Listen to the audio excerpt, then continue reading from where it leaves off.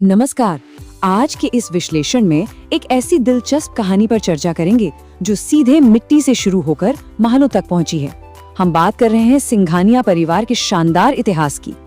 ये कहानी सिर्फ एक परिवार की नहीं, बल्कि भारत के उद्योग जगत की एक बहुत बड़ी नींव की कहानी है।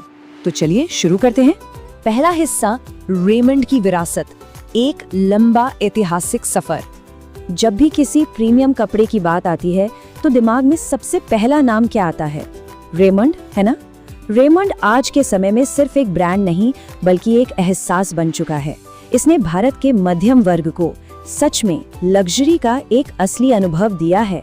और बात सिर्फ रेमंड तक सीमित नहीं है।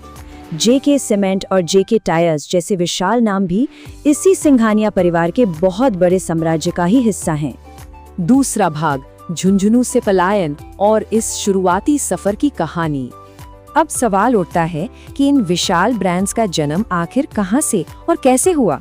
ये सोचने वाली बात है कि एक तरफ झुंझुनू जिले के सिंघाना गांव की धूल भरी मिट्टी थी, जहां से एक अकेले व्यापारी ने शुरुआत की थी, और दूसरी तरफ आज देखिए देश के कोने कोने में फैला हुआ आधुनिक बिजनेस एम्पायर। एक छोटे से गांव की मिट्टी से निकलकर इन ब्रांड्स ने जिस तरह से पूरे देश पर राज किया है, ये पूरा सफर सच में हैरान कर देने वाला लगता है। लेकिन यहाँ एक मजेदार बात यह है कि सिंघानिया परिवार का झुंझुनू से बाहर निकलना कोई अकेली घटना नहीं थी। बेहतर कारोबार की तलाश में उस दौर में कई लोग निकले थे।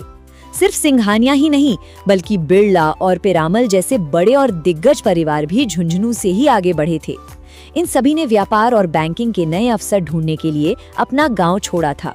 ये उस समय के एक बहुत बड़े ऐतिहासिक बदलाव का हिस्सा था। तीसरा भाग, जेके ग्रुप की नींव कैसे रखी गई और एक नया अध्याय कैसे शुरू हुआ। कारोबार से एक पूरे उद्योग तक का ये सफर कई अहम पड़ावों से होकर गुजरा है। एक तरफ जहां विनोदी दास सिंघानिया बैंकिंग और ट्रेडिंग के लिए कानपुर पहुंचे, वहीं साल 1918 में लाला जुग्गीलाल और उनके बेटे कमलपत ने मिलकर जेके ग्रुप की औपचारिक नींव रखी थी। और फिर आया साल 1944 का वो सबसे बड़ा और खास मोड़, जब कैलाशपत ने एल्बर्ट रेमंड से रेमंड वुलन मिल खरीद ली। चौथा भाग, एक नई ब्रांड का सफर और इसकी सफलता की कहानी।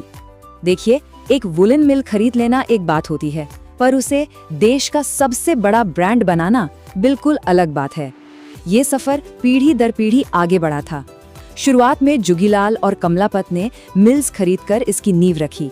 उसके बाद कैलाशपत ने रेमंड वुलन मिल का अधिग्रहण करके उस नींव को और भी मजबूत कर दिया।